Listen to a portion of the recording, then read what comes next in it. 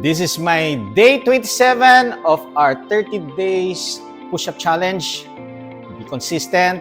Samahan niyo ako. Start lang. Huwag po kayong matatakot. Sa umpisa lang, medyo masasakit ang mga muscle. Pero when you do it regularly, masasanay ang muscle natin. Be stronger. Regular. Tara, samahan niyo ako. Hi. 1, 2, 3, 4, 5, 6, 7,